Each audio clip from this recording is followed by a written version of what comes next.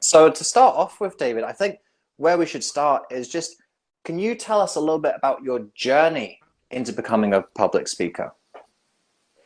Um, there are massive gaps for me and everything I've done. Unfortunately, some of those gaps you can't go back and change. You just have to live with them now. But it might be nice to think about. But no, how did I get into public speaking?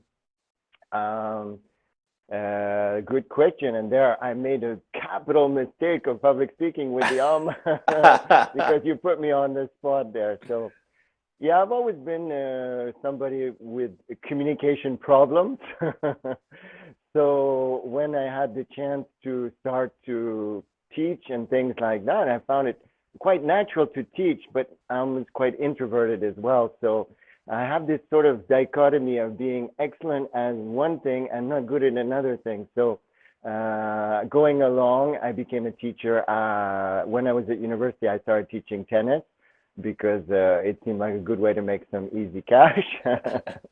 And I realized that I was quite a good teacher. So after when I finished university, I ended up in Paris of all places. And it's a long story, so I'll keep it short for you. And I was staying with somebody who was hoping to find me some work. And the work never came and never panned out. So one day I went out walking and I said, well, I'm sitting around on the couch and he's getting angry at me. And I said, I'm going to go find some work. So I was out thinking I'd bang on doors, but there were no signs out. When I was in London, there were signs everywhere for work, so I ended up working in a pub in Camden.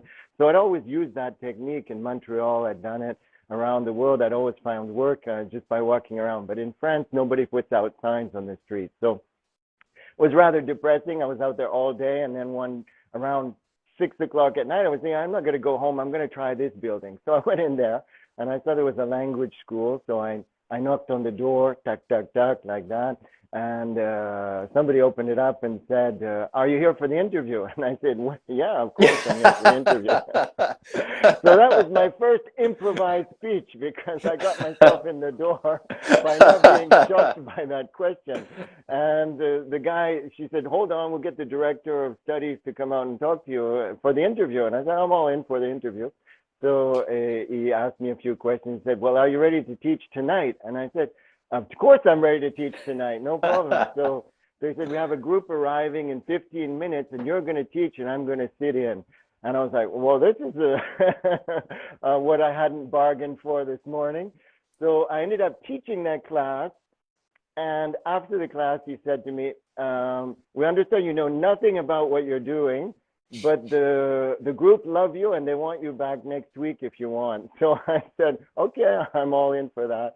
So I went home to my friend and I announced, well, I found a job today teaching English in Paris. And he was like in a state of shock. So that's what happens when you knock on doors in strange countries sometimes. And so that's how I got into teaching in France. And lots of other things have happened since, obviously. But just by knocking on a door on a strange one evening at 6 o'clock, it was always 6:05 or something like that. And 15 minutes later, I was working and teaching. So that's a lot of things like that have happened in my life. So I go with the flow quite often, and I'm good at that. And it's also one of the speak the wrangle methods is to go with the flow, Yeah. to improvise. Yeah, what a fantastic moment of serendipity that is. You kind of hear these stories about just putting yourself out there and knocking on doors, literally or metaphorically, but to actually get that little bit of a return in that action is yeah, what a lovely moment and what a lovely beginning to the story and the journey that we're hearing tonight. We have a Yeah, few and it's people who are joining us live. I'm just going to shout okay, out great, quickly. good, We've good. got Sharoon, we've got EJ. David, of course, you know EJ very well.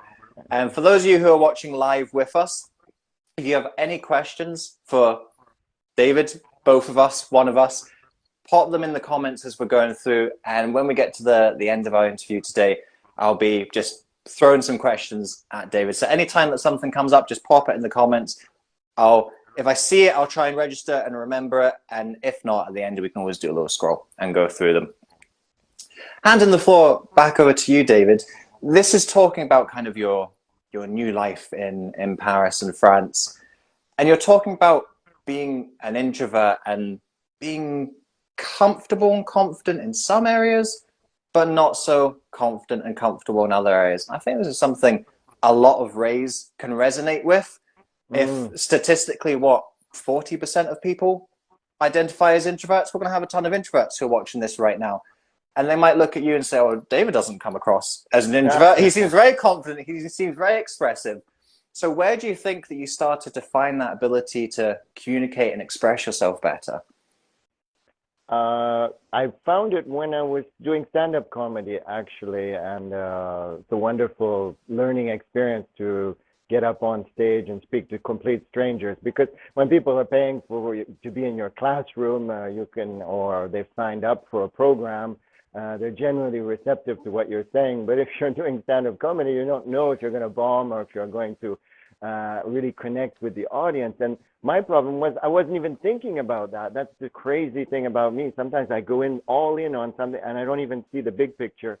The big picture was to connect with the audience. And one day the host, he said, David, you keep showing up here and you've got jokes and all this, but what about the audience? And I was like, oh, there is an audience you have to worry about here, because it was a personal challenge to me to get up on stage, but I was living it for myself and I wasn't living it for the audience. And then I'm doing this all backwards, and that's after years of public speaking training and being in Toastmasters, and it really opened up my eyes. I said, I'm going about this all backwards, and I've been doing that for years and years. So that's when I started to think, maybe I better, go back and look at what I've been doing wrong all these years and what I could start doing right.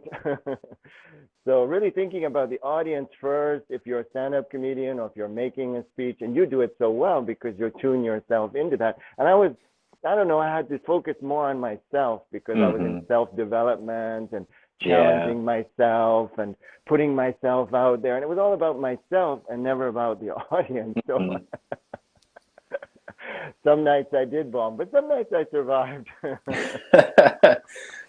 Yeah, I think I did a little bit of that as well, to be honest, David, at the start of the speaking journey. Very similar to yourself. When you're in that kind of self-help, self-development world, you do kind of focus a little bit on what you're doing and how you're changing, how you're growing, how you're progressing. And it's probably only in the last couple of years that I really found more of a flow with that, of being able to kind of be with the audience and connect with the audience and not have to think so much about what I'm doing, just trust that I know what I've been doing. I've been doing it for long enough now. And then that allows me to put my attention onto the audience. And then that's where you get that greater rapport and connection and impact with the audience, because they can kind of feel you coming through a little bit more. For sure. And if you're interested in your own growth, you shouldn't be in front of the audience at that point. Because you're there for the audience's growth in the end, or the audience's humor, because they're there to have a laugh and entertainment and things like that. They're not there for your entertainment. I guess I was enjoying myself, but they didn't pay for me to enjoy myself. So exactly. So yeah, you really got to take yourself out of the picture and put your whole faith in your ability to connect with the audience. So that's also helped me work towards my rainbow thing. I had to think about who was at the other end of the rainbow, and I might have been one end of it, but the audience was the other end of it. And making that what I call the colorful connection was really a visual image that I drew for myself one day. And then I started to fill it in, and I said, okay, how do you do that? What are the methods? What are the ways you can make that connection? I'm here, they're there. How do I connect with those people and get it less about me? Because I know those colors are in me. I just need to move them to the audience so that they see them and that they resonate with them. So it was a good learning experience for me, and it, of course, made me a much better speaker and coach. Yeah. And speaking of our audience, I'm going to shout out a couple more people. We've got Rachel and Julie who are coming in. They have followed in your footsteps, David, as superhero speakers. For those of you who don't know, David Martin was a growing community. Yeah, David Martin was in our first ever cohort in the superhero speakers. It wasn't even called the superhero speakers back then. And actually, credit to you, because there was something you said about each of the members of the group having their own superpower in one of your speeches. And I think you talked about one of the sessions as well. And that kind of sparked the idea in me of actually what we were doing in the program is helping each other to find our own speaking superpowers. Everyone has a different speaking superpower. There isn't the right way to speak. You've got to find your own natural way of speaking. So Rachel is a past member. Julie has just joined us. So she's one of our latest students in the program. You've been talking about the rainbow as well, David, and I'm going to leave that tease. Keep teasing. We're going to cover that a little bit more later. Doing that. So yeah, keep teasing, keep hinting. You could, keep mentioning that. That's absolutely fine. But I would be remiss in when I put TEDx in your description. That is like a little bit of sexy. People go, TEDx, TEDx speaker. I want to be a TEDx speaker. TEDx coach. I want to learn something from a TEDx coach. So I'd be remiss not to ask about how did you come about your TEDx experience? Well, when in my Toastmasters club, we had a woman who's one of the most exceptional women I've ever met. She's young and she's so, wow. She has superpowers that you cannot even imagine. And one of her superpowers was to say yes to everything. So one year she said yes to everything. And she did everything that people asked her to do. And she ended up running quite a large TEDx in Paris, where the audience was around 800 people, which for a TEDx is pretty big. It was a beautiful event. Some really top people came to speak at it. And she had the associate that was helping her set it up. The person behind it came to watch me speak one day, and he said, "We want you to speak at it." And I was like, "Well, I don't know anything about this." And it was called One Life, and that was the theme of it. And I said, "One Life." I think I've sort of screwed it up so far, so I don't think I should be the person. I said, there are other people out there that have made amazing things in one life. I think I'm going to need a few tries at this. So I didn't really resonate with the theme, but I thought it was a wonderful theme, and I thought there were wonderful people out there. And so I said, I would be happy to coach on it because I think you're going to get some really great people. In the end, I did a workshop for the whole thing. Some of the people were online. Some of the people were physically present.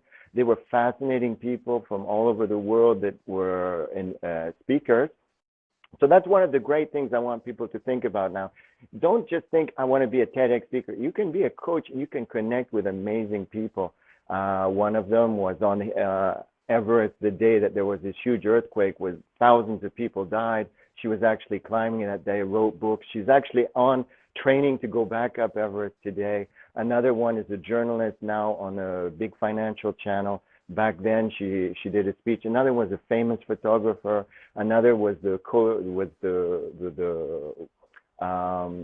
sort of person behind Katy Perry's career and the whole thing. So another was a famous environmentalist. So it was a really good TEDx to be a coach on and to meet these people. So that's how I got into it, thanks to her. Her name's Evelina, so I'll give a shout out. Thanks, Evelina, because names are always important. Yeah. And then another person in our same Toastmasters club had spoken at another TEDx, and I coached on a couple, and then she spoke at that one, and I saw that they were sending out applications, so I applied for it. And so it's through connections that it happened for me. And but I had great experiences coaching on it and also great experience speaking on it. So I would definitely recommend both. Coaching might take less time than speaking at a TEDx. It's quite time consuming. Some TEDx's start very early and they take a lot of time to wean you through the process, so you have to be ready that there's quite a time investment to be a speaker. Maybe less time investment to be a coach because you're not the final product, you're just somebody helping them along the way, right? So both are excellent experiences. For those of you who are watching live, just a quick reminder, if you have any questions for David at any point, just pop them in the comments. Anytime something comes up, you want to learn a little bit more, just pop those questions in. We'll have a little bit of a Q&A at the end, and we'll run through all the questions that you have leading up to that, and any questions that you have when David finishes.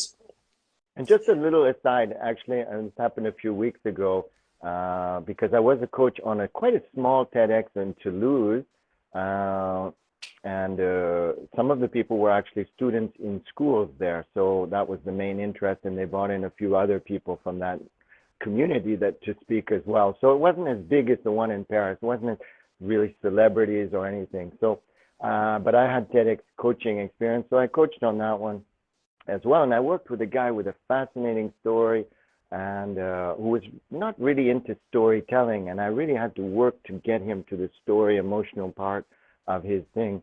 And so I remembered that a couple of weeks ago, and I said, well, I'm going to look for that speech to show it to somebody, as how somebody who is not really in the emotional range can really generate emotions without, he was an engineer, so it wasn't his go-to sort of thing, but by working with him, he actually got a very emotional speech. And I went and looked for it, I searched for it, and the damn thing's on the TED site now. And I was like, my God, the guy, you know, he didn't even like it when he finished it, but it's actually on the official TED site, so you don't know where your speech is going to end up. So that's pretty amazing that I just Googled it, and it's on TED official site now, from a small TEDx in Toulouse, so you never know where it's going to end up. Yeah, that happened to Simon Sinek's TEDx. He did like a really small, obscure TEDx, and his is the third most viewed of all time. And, exactly. So you don't know, you just get it out there, and somebody might like it, and somebody might upload it to the TED site. And the unfortunate thing is in French, otherwise I'd share it. Yeah. It doesn't have any translation on it yet, but I have my fingers crossed. It's a really nice speech, and when I watched it again, I was quite proud to have worked on it. Now it's on the TED site. There was something really important that you mentioned earlier in that account of how these opportunities came to you through people that you'd met and formed a relationship with. And I think that's such a key part of speaking, is this idea of networking and building relationships and building connections. Basically, all of the good stuff that comes my way is given to me on a plate by someone else. I don't work nearly as hard as people might think, and I don't think a lot of speakers work nearly as hard as you might think in terms of the last 10%. It's all of the kind of the back end stuff of taking the long-term vision of finding communities, being part of a community, or in my case, building a community, and then building those relationships and building those interactions. Like me and you, for example, David, we've known each other for 2 years and we still haven't met in person, but that's just a relationship that we've nurtured and cultivated over time, and here we are having this interview together and sharing things. And it's great because speaking community is an international community, and people from all over the world are passionate about public speaking, and some of them are very good at it, and others are just learning. That's okay. And it's nice that you federated some place where those people can interact and meet. And I'm really amazed by the connections and the quality and the sort of success of some of the people already getting out there and getting invited. I'm looking at EJ right now. She is killing it for speaking. And wonderful to see all that. That's really wonderful to see, because I can't do EJ's job. You can't do her speeches, so only EJ can do her speeches. So she needs to be more visible, because that's really a unique voice that she has, and we can fill in for her. And some people want that speech, and other places don't need it. So you never know where your little piece in the machine is going to fit in. And help somebody. We've been teasing it for a while now, David, and I think it's only fair to start to de-tease what you've been talking about. In terms of speaking the rainbow, this is really the culmination of your work and your journey as a speaker. Do you want to start to piece together what this is for us? Well, I'll give you a little look at something. Good speakers are prepared with some props. Exactly. So I brought my props here. And, just tell me a color and a number between 1 and 7. and the color. All right. Orange for raise, and 6 is one of my lucky numbers. Orange 6. So here I've got some orange cards. I'm gonna look for the 6th one. So that's the first one. We don't want that. That's the second one. That's the third one. Okay, I'm not even looking at these. I'm just trying to find if there is a 6th one. I hope there is. This is the 4th one. Okay, is there? Should be another 1 or 2. Oh my God, there isn't. Okay, that didn't work out. Sure. My other lucky number's 2. 2. Do you want to go for well, 2? There was definitely 2 in the orange one. Okay. So I only made 5 in the orange. So here we got 2. Okay. Okay. So this one just for fun. Okay. So this one here is I don't know if you can read it. Yeah, it's mirrored, so you have to read it for us. Say something loudly, express your vocal power, and write to speak. Okay. So of course you can do that, right? So this orange is you can see in vocal variety and body language, right? And you have a lot of that, and I have a lot of that. And in fact, that's where I was strongest. I didn't know it was my strength. Some speakers have other colors. So in the rainbow, there are 7 colors, right? So 7, 5, and 2. We have 7 colors. Orange is just one of them. And I noticed after I had spoken at the European Championships in 2014 that people came up and said, David, that was great energy. You had wonderful energy and stage presence and energy and energy and energy. And I was like, yeah, but they didn't hear anything about the emotions or anything about the message of hope that I wanted to give people or any of the depth that I thought was in my speech. So I went back and watched the video and I go, oh my God, I was jumping all over the stage. I had so much energy, but it killed the rest of the speech. So, yeah. And people only remembered that one color, right? So I went back and thought about it, and like I said, I wanted to make my communication a little bit more audience-centric and less about myself. So I thought, how can I connect? I'm going to use my energy, but not only my energy. What are the other things I need to bring forward? So again, like I said, I need hope. I need to give people a message of hope, tell them how the future will be, what will be the good for them, and all that. So I said, that's going to be the color green, okay? And then I started to look at other things. I need to be happy and smiling and in a joyful mood sometimes, or use humor or something. So I'm going to call that yellow. So then I started to tweak it, and I had 7 things, and this is what I called the rainbow. And then I started to watch the world champion speakers and other speakers I admired, and I saw they all had these elements in varying degrees. It doesn't have to be a perfect blend, but in varying degrees and in varying places in their speech, they had these different things, right? For example, red is the emotional impact, having emotional stories and all that. Now, if you can go to another color like indigo, I brought in indigo. Indigo is depth and structure and all these. So each color has a meaning or a way of working. And if you can look at your speech and find those 7 elements, then you say, okay, I'm going to be connecting across the space between me and my audience. Not everybody wants to maybe resonate with a story at that moment. Some people want a message of hope in the room. Other people came for depth. Some people came for entertainment and a little bit of joy. Some people want to maybe have a boost of energy or do something dynamic. Other people might want to know more about your vision of the world and see the world through your eyes. So that's another color I call blue vision. So the 7 things working together connect to maybe not all at the same time one person, but they will connect to your audience in a way which will improve what you can hope to bring your audience. We have a couple more in the comments saying a color and a number. Do you want to do some cards for our audience? I'll shout them out to you. I don't know if you can see the comments or not. Okay. EJ is asking for blue 4. Blue 4. Okay. So, and again, this is you can see in certain speakers they have a tendency to begin with one color, like my natural go-to color would be orange. I'm quite dynamic on stage. It's very easy for me to move around, to shout and scream and whatever. That's my natural. Other colors might be more difficult for me to go into. So if we're in blue, for EJ resonates with me. For example, blue 4 could be this one.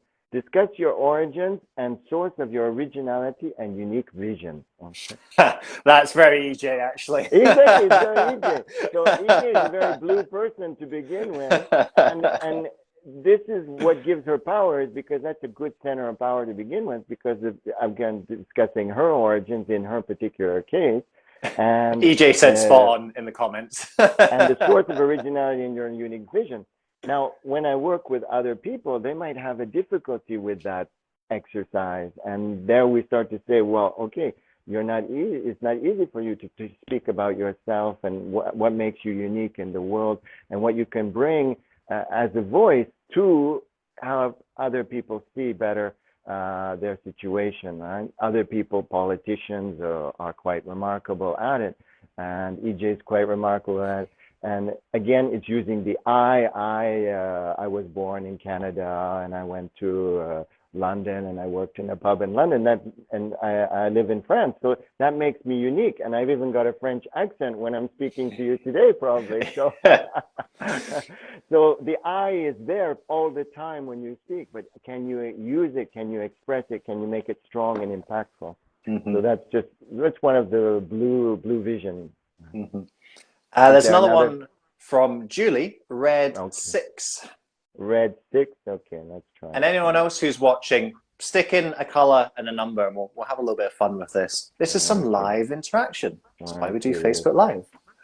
The problem is I was a bit chintzy on the cards here, or maybe I've lost them, because I use it I had it on my website for many years. It was actually an online game that I had, and people could do it online, and I use it on the computer more and more, and I don't use the physical cards anymore. And I was looking for them furiously before. I said, where have they gone? Because everything is online now. Yeah. And I have the cards online. I can bring them up anytime I want. And now the physical ones are a little bit more difficult. So let's see. Talk about your relationship with a person you liked, loved, hated in your past. Okay, so that's the one here. Ooh. Talk about your relationship with a person you liked, loved, or hated. Okay, because red is emotion and telling stories about people. And we remember EJ's story about the man who showed up with 2 bottles of wine in her apartment. And didn't pay for the cinema. We'll never forget that story. Yeah. And that's such a connecting story. I mean, that story connected so well. And it was just a person she didn't even appreciate anymore in her life. And I can believe that story is so memorable and so connecting. So it doesn't have to be stories about people you like that connect, also stories about people you hate. And that's why comedians always connect with the story about their wife or their ex or their whatever. So that's a great place to start. If you're not easy to work with red, if it's not your natural color, dig into a few of those stories and think about making them connections. Right? Yeah. So. In fact, actually, Julie, that was very good in terms of your last Inspire Week speech. Julie was talking about her parents, her biological children, and also her foster children as well. So she was bringing in, talking about there was some not so good times with her parents, shall we say, and then there were some difficult times with children, foster children, but also a lot of love there as well. She was talking about how even though she had some challenges with her parents, ultimately they were the ones who were always there for her when she was messing up, essentially. So actually, Julie, you've definitely picked a good, Julie says red is definitely my color. I'd agree with that. Exactly, and that's obviously clearly the case because she's using very strong red words. Mother, father, children. These are some of the most powerful words you can use as a speaker. And of course, if you're world champions, always know this, okay? So sneaking those words in. David made a speech recently about cats. Cats also has a strong power. Some people hate them, some people love them. So just simple words like that. That's where, as a coach, when we're working with red, we really can look in. You don't need to overpower your audience. just using the word mother or ex-wife or really can connect with your crowd, or father, children. These are powerful words. And looking for those powerful words and then building things around them, but not overpowering your audience by adding in other colors. It's important that we don't go too red for our audience, because then we might turn people off and they might go, oh, I don't want to know about that today. And so it can be a turn off. So we have to be really careful with red, not to be overpowering our audience with too much emotion. But if red's your normal color, then enjoy it and tell stories. And but just look carefully at how important those words are for other people, because they can really resonate. And I'll just show you an example. This is a little story. I brought lots of props today. Very good. A little story. It was written by a student who was in my accounting school, and now he's working towards being a chartered accountant. Okay? So he reached out to me recently, and we started doing these little exercises because he's not very good at improvising and not very good at naturally speaking, and he's quite introverted and the whole thing. So I gave him a few of these little cards, and one of them was talk about an embarrassing event. And he told me a story about crashing his bike while he's with his family. And I said, that's a wonderful story. I want you to write that story now. And why was it a wonderful story? Because I said, everybody has a story with a bike. Right? And this is why you're going to connect. And so everybody has a story with a bike. Everybody has probably crashed a bike. I know I have.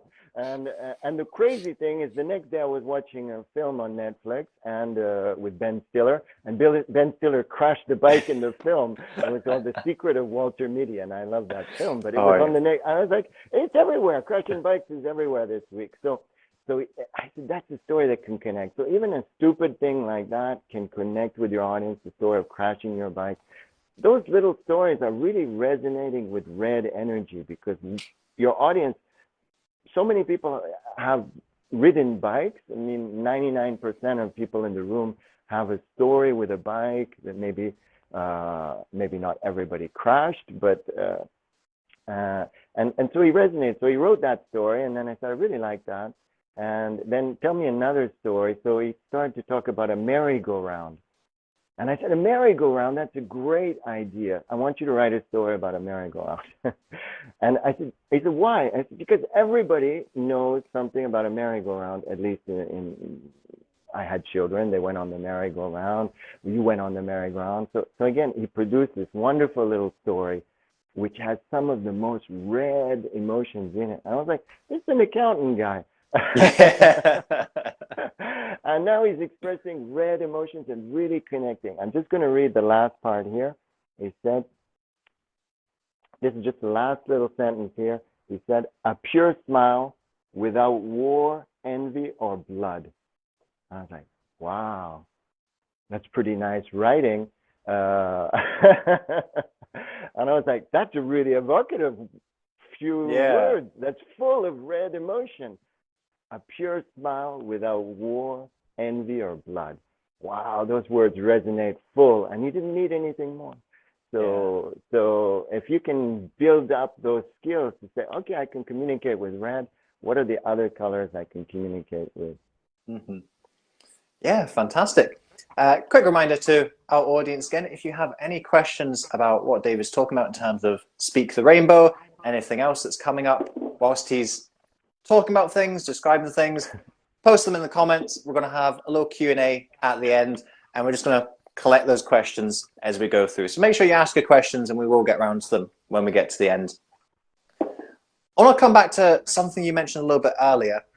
You were talking about discovering these rainbow principles whilst you're at the European Championships in Toastmasters, and there is a World Championships in Toastmasters, which is just starting at the moment. I'm actually I'm off to a contest night at another club after we finish this, so it's very much kind of in my mind in terms of being in the Toastmasters community.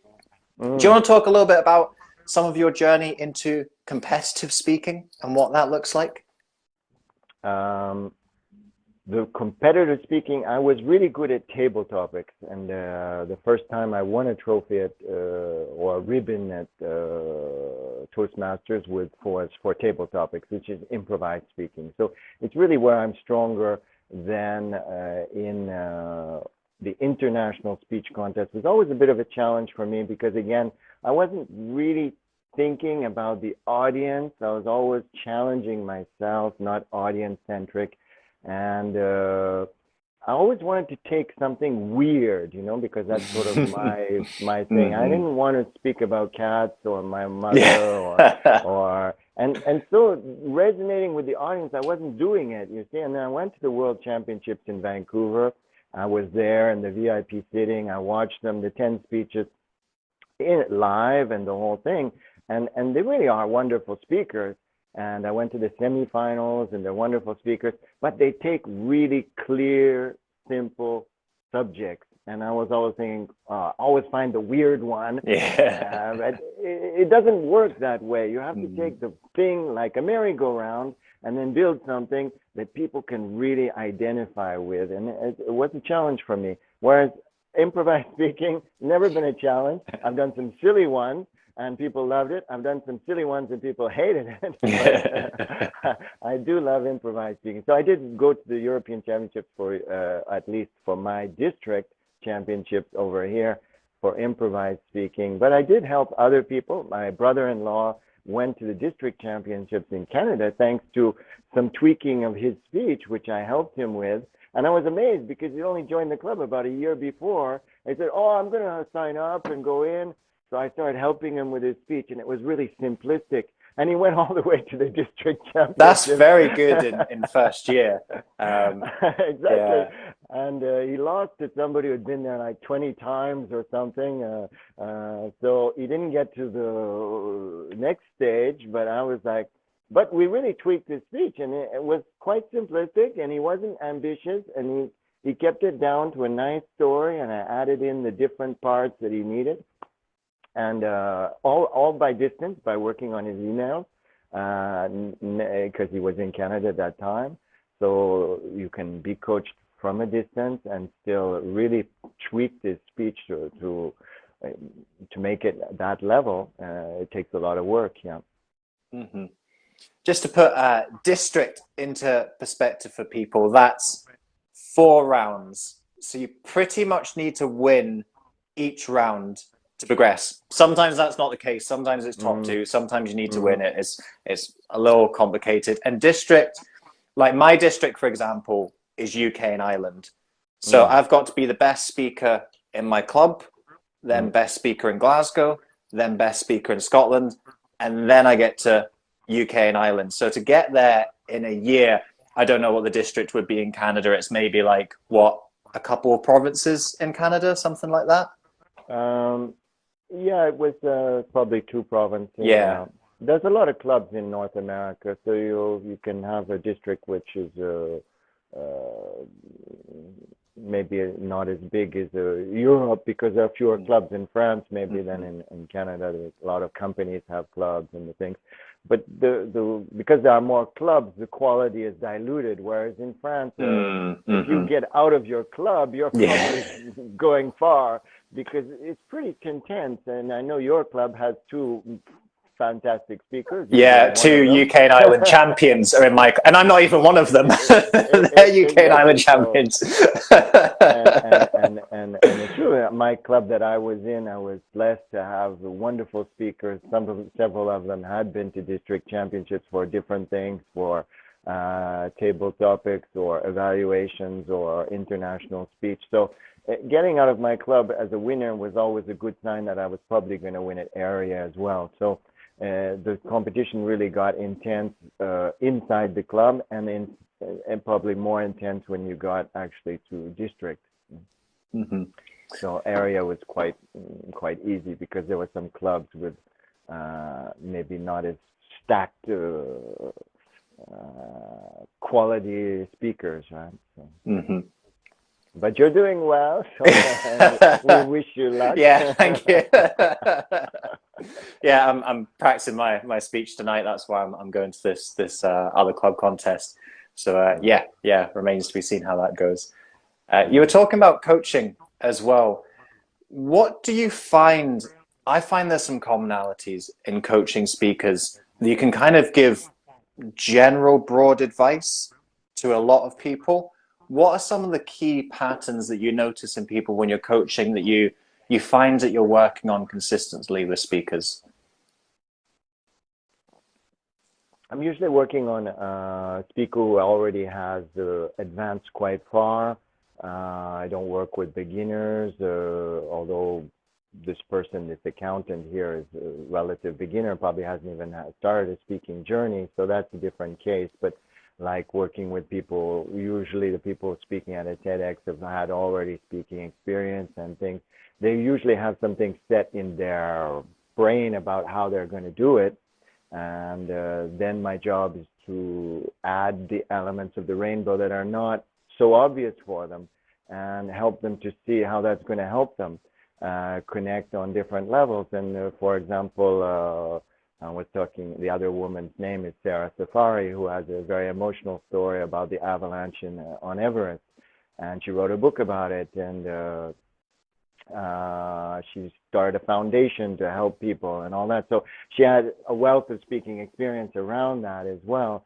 And I just wanted to get some humor in there or some joy in there, because I thought it was a little bit too heavy, and also wanted a message of hope. And so those are things that I worked on with her. And because the red, for me, red emotion, obviously she had a lot of. I mean, she could have knocked the audience out with it. It was like a club, you know. So I said, red, the opposite of red is green, and this is how I work also. So I said, to balance the red, we need more green. Green is hope. So where's the message of hope? So I really wanted a message of hope to balance that red, so working through there. And then again, she had a video which was, wow, really frightening and full of what I call purple soul, because it was a video she recorded while she was on a mountain at night, afraid and all this, and I thought, well, that's we need to lighten that up. And what is the opposite of purple is yellow. So let's get some humor, or let's get some joy in there. And so I said, how are we going to do that? And we just tried to write some jokes, but they never really worked in the speech. So I wanted a picture. So I said, get a picture of you on the beach, because you started in California, you went, so to contrast with the cold of the mountains, let's get up a warm picture, a sunny picture of you. So she put a picture of herself on the beach, and because she was an Iranian woman, she did mention that she was there as a beach blonde, which was completely ridiculous because she's an Iranian and she's not a California beach blonde. So that was kind of funny. Nobody really laughed. But later in the speech, you know, you can watch it on YouTube, and you will see that people laugh at a moment that is totally unexpected. Yeah. And that's the great thing when you're working, because the rainbow did work, you see, and it lightened the mood, and they let out this nervous laughter. And it was such a nice thing for me and sitting in the audience to say, they didn't laugh at what we prepared, but they did laugh. So they lightened the mood, and the audience is like that. And so this is how I try to work. And I said, get it in there and see if it works. And if it's in there, it'll probably have an influence on something else. And this is, so playing with those things is how I work usually. And to make the speech a more rounder, a more fuller experience for people. There's someone that we both know who's very good at that. Sarah, I don't think she's watching right now. It'll be early in the morning, California time for her, but she's fantastic at talking about like a really dark personal experience and then making a joke like straight after or straight before. She's really good at balancing kind of those extremities of emotion. Exactly. Yeah. No, she does a very good job with certain parts of the rainbow. Maybe not all is in yet, but she's working towards it, and that's great. And you can see that she brings in a very emotional story, but she has the way to lighten it up with other colors like joy and energy. She brings a lot of energy as a speaker, and she also brings her vision, obviously, because she says I'm bipolar. So she's bringing in those other colors and maybe just tweaking on some little things, but she's working towards a very powerful career as a speaker because Yeah. we're working towards a very nice rainbow Yeah. and a very important rainbow to share with other people. Mm-hmm. We've talked a lot about what you have done, David, but let's find out a little bit more about what you're going to do. What are some of the projects that you're working on over the next couple months or even throughout this whole year of 2022? That's a good question. I don't know if in the last year or two, because when the COVID situation started, I had a lot of free time by myself. I got involved with Raise, and I really enjoyed that experience, and that opened me up again to things, listening to EJ, listening to Sarah, thinking about other people, got me thinking about my life as a white person being in a privileged situation. And I thought, do people really need my vision, or maybe do we want to hear some other visions of the world and helping other people express their vision and bringing forward new ideas? So that's my situation at the moment. Is I said, I want to step back and see what I can really bring into to the discussion, thinking that we're going towards things that are not great in terms of environment, and some people are prospering and inequality is rising, and so there's all sorts of issues that I don't feel qualified in this sense to speak about at this moment. So I said I wanted to step back and feel what I really wanted to say, and it's sort of bubbling up a little bit now. But it did take some listening, and I think it's an important part of being a speaker is to listen to the times that we live in, to not get involved in just adding to the noise. Okay, I didn't want just to add to the noise. There's a lot of noise out there about silly things that are provoking people into ridiculous protests, and I didn't think I wanted to get involved in any of that. And I really respect the people who are coming forward and continuing to come forward.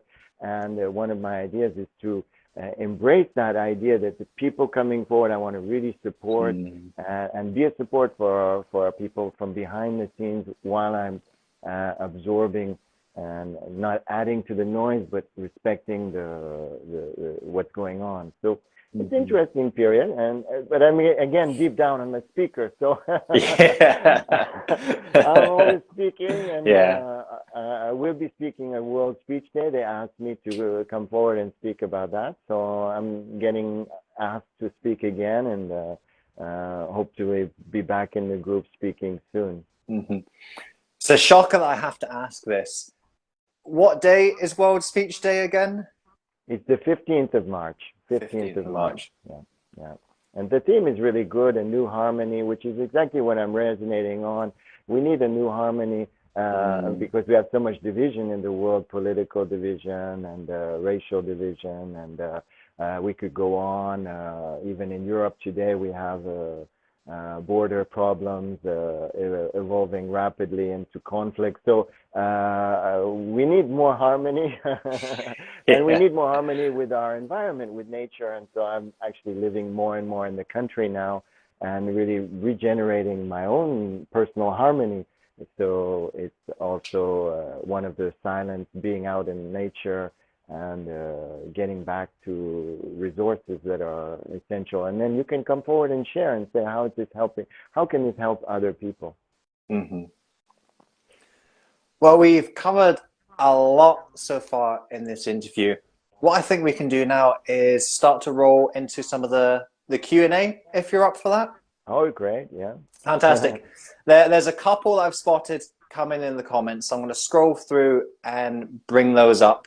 For those of you who are watching and have a question for David, something that he has talked about, maybe something he hasn't talked about, pop them in the comments just now, and we'll go through till we get to the bottom of the questions at the bottom of the comment thread.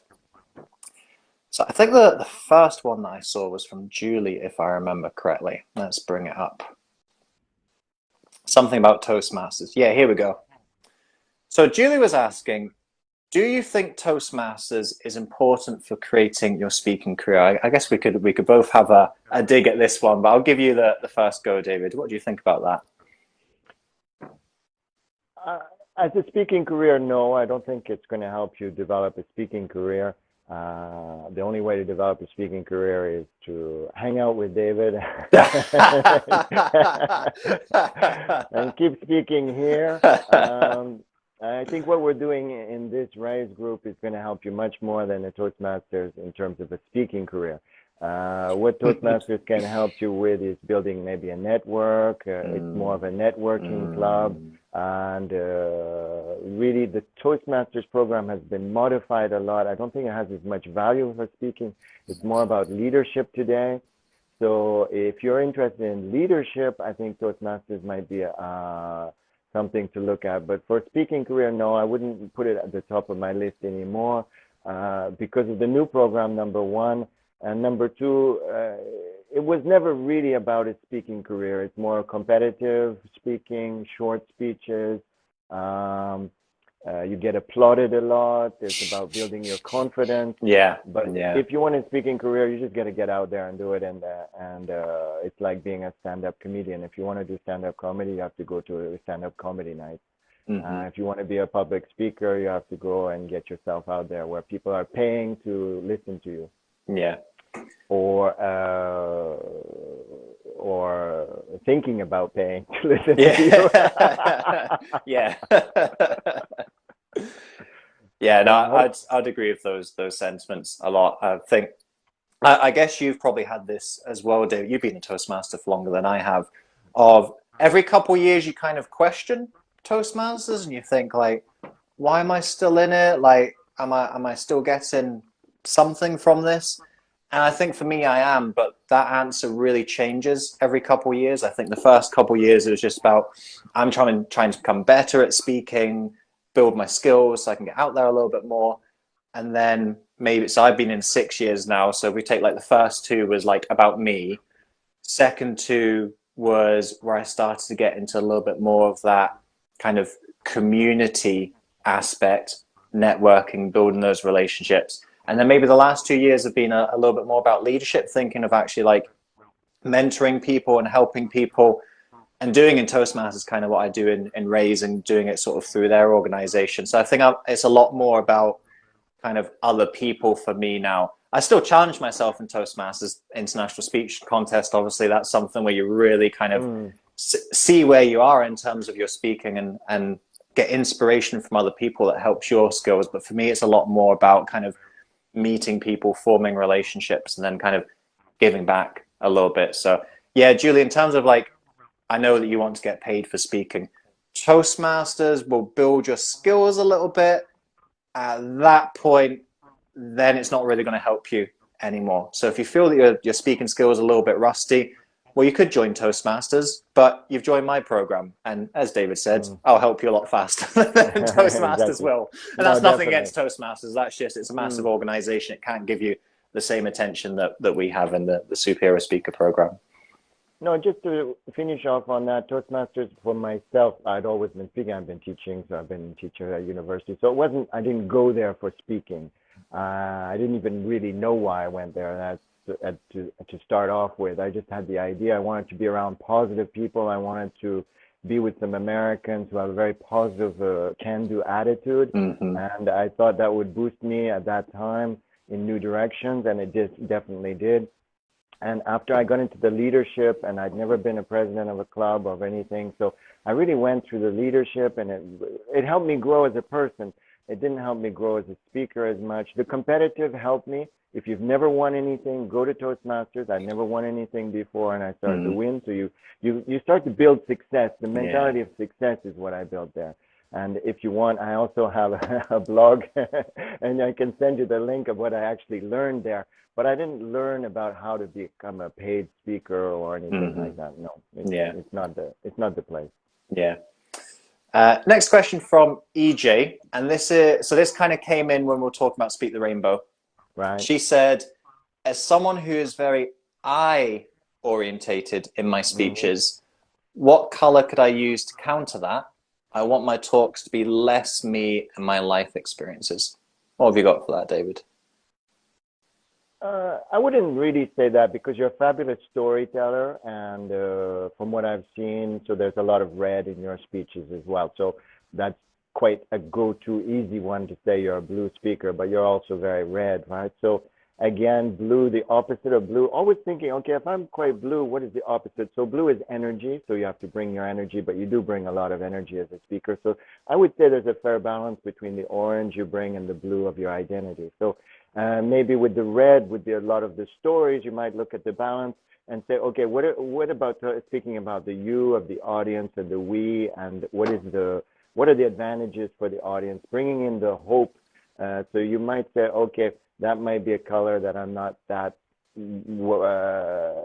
good at. I'm not saying that you're not good at it, but it's not your natural colors, or maybe it's where you might need to increase it to balance the stories, which are resonating with the message for the audience, and how they can take advantage of your message with a message of hope. So those, just to say, those are a few ways. I mean, then there might be the yellow and the purple aspects to look at, and the depth people want as well. So again, there are 7 colors. So we can look at a speech if you want. I can go through it and give you some ideas about it. But you already have a certain number of colors. Is it all perfectly balanced? I'd have to look at the individual speech, right? Mm-hmm.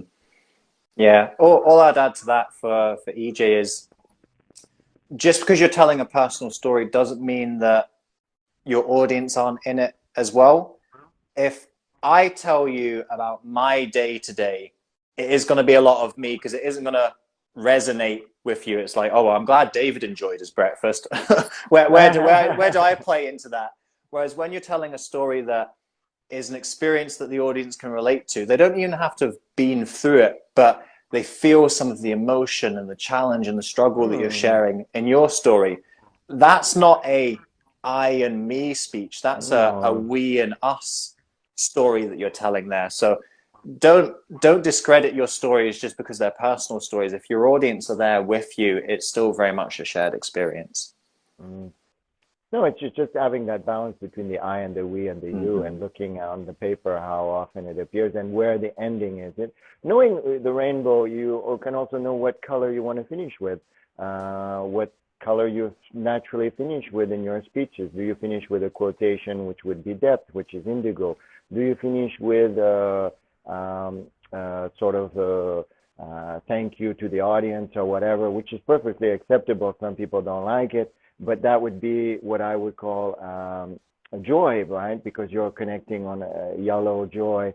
If you finish with a message of hope, that's another thing. If you're a stand-up comedian and you don't finish with a laugh, then you're probably not going to succeed. If you go in a humorous speech contest and you finish with a word that brings down the so knowing how you finish also is really important in terms of that. What color you're finishing naturally with, and if a certain speech deserves maybe a different ending, to change the color at the ending. Mm-hmm.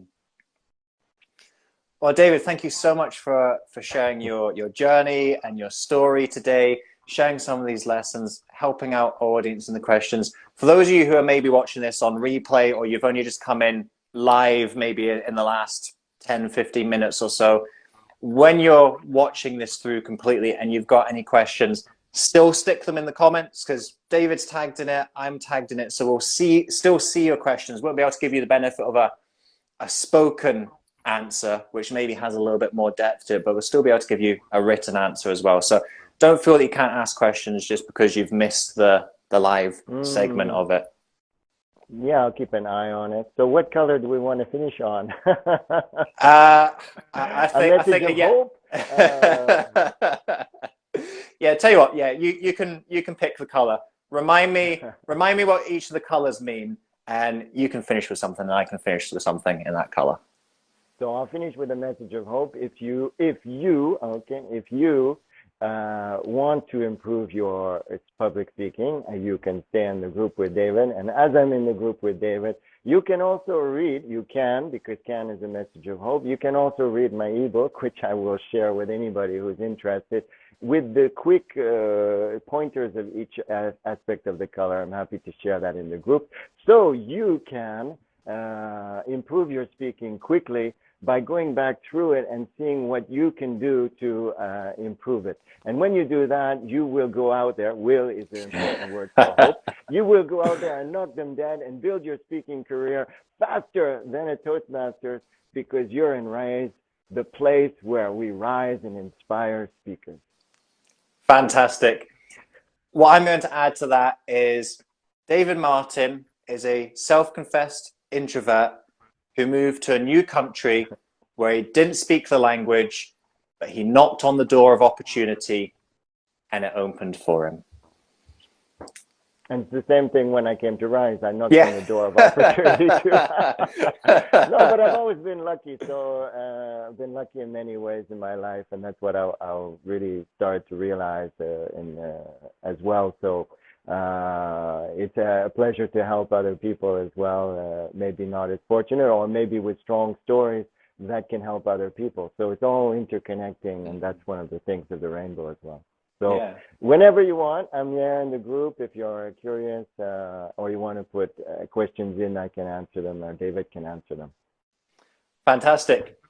Thank you to our live audience for joining us today. Thank you, David, for giving up your time. It's always good to speak with you. I'm going to leave you to your evening, and the rest of you to whatever time of day it is in your part of the world.